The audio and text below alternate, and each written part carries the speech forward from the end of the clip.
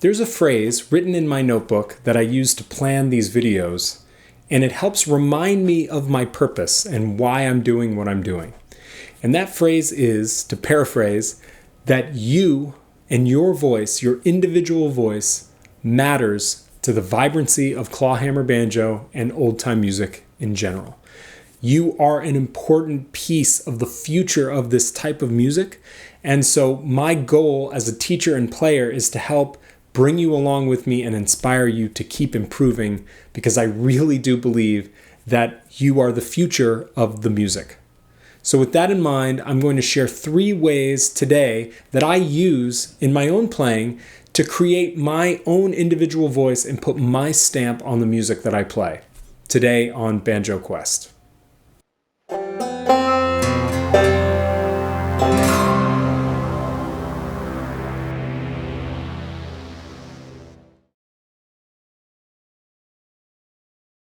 So we've got this phrase for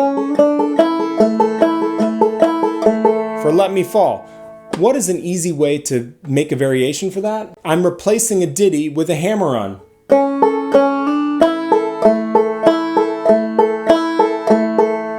Again. Doesn't sound like much, but this is a gateway for you to start to explore how to create variations. So I'm simply replacing one 8th note generator for another 8th note generator. I'm replacing a ditty with a hammer-on.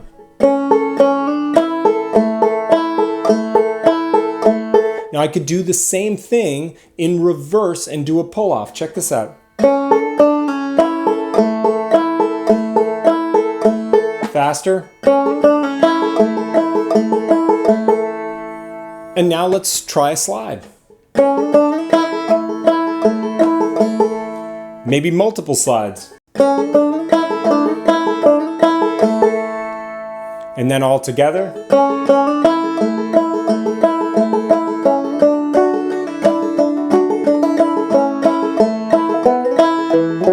Another pass.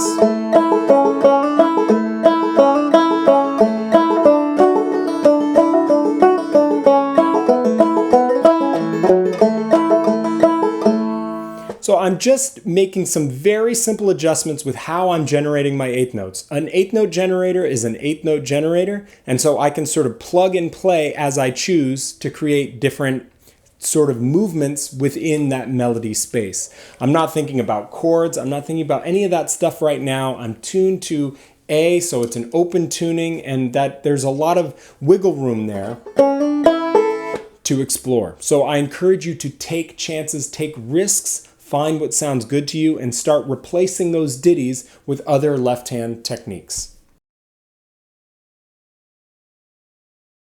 All right, the second way to create variations is to start leaving stuff out. So I'm going to use an M-skip technique where I'm going to skip my downstroke with the idea of creating some space and breaking up that 8th note pattern that we established before. So instead of this, I'm going to do this. Again.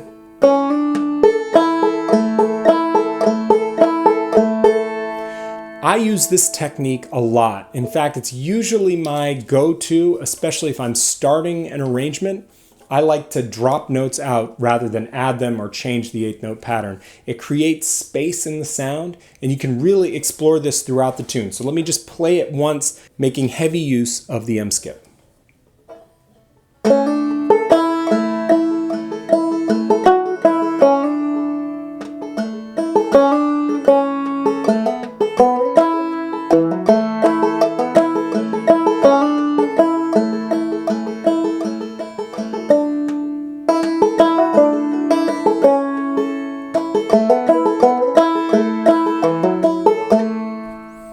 So it's a little bit more maybe sad sounding. It's just definitely more open.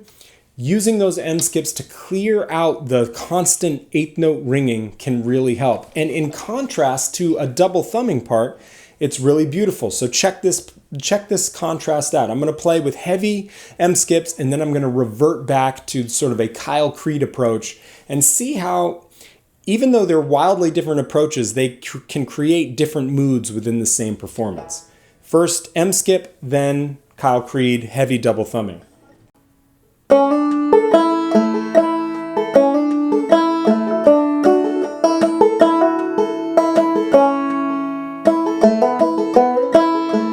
Double thumbing.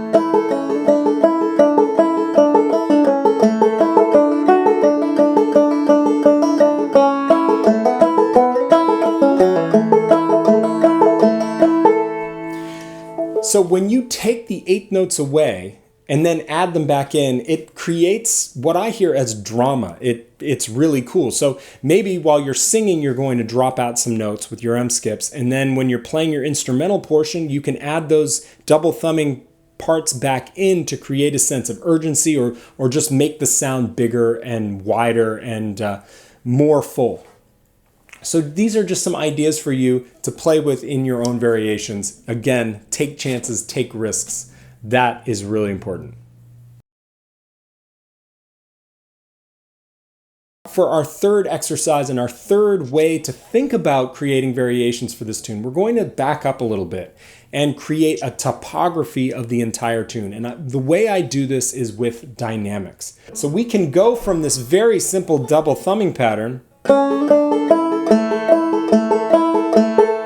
where all the notes are the same volume, the same value, and we can create a sense of drama just by adding dynamics. So playing some notes loud and some notes quiet. This is what I'm talking about.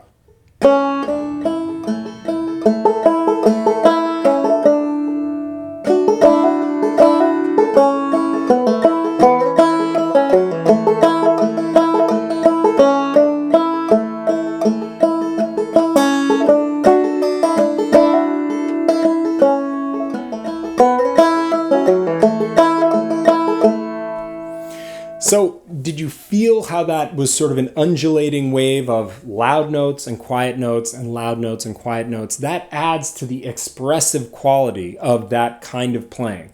Now, what happens if I'm playing fast? Well, dynamics, the music is moving so quickly that dynamics, I'm not going to say they play less of a role, but I think it is harder to coax that kind of extreme drama out of a fast-moving tune.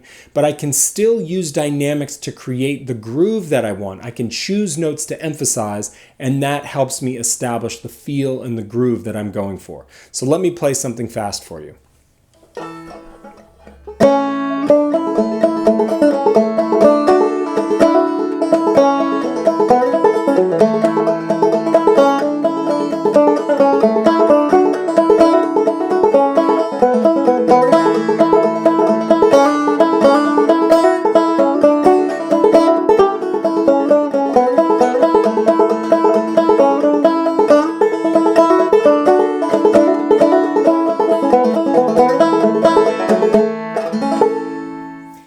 All right, so today we found 3 ways that you can start to develop your own sound and voice as a player. We looked at adding things or using left-hand techniques with the double thumbing pattern to sort of create variations on the fly, little variations involving hammer-ons, pull-offs, slides, etc. We looked at the subtractive approach where we're taking notes away with the M skip. And we looked at a way to combine those 2 approaches to create a sense of drama where we are establishing an 8-note pattern, dropping the 8-note pattern for a while, and then reintroducing it. And then finally, we looked at the concept of creating dynamics within a passage that allow you to express yourself, express your individual perspective on the instrument. And the best way to do this is to slow it down, find a discrete passage. Don't try to apply this to a whole tune. Find a discrete passage within the tune that you're learning and apply dynamics either on paper or with the instrument, and see if you can stick to that topography every time you loop the passage. And then you apply it to the larger tune. So anyway, that's my approach. Next week, we are going to take a break from learning tunes, and we're going to get back to our roots with Banjo Blitz and talk about a technique that I've gotten a lot of questions about. I'll unveil that next week. I'll drop the hint with my patrons. If you want to hop over and support this effort, I would deeply appreciate it. And thank you to all my patrons for their continued support. We're having a lot of really cool discussions over there, so I hope you join us.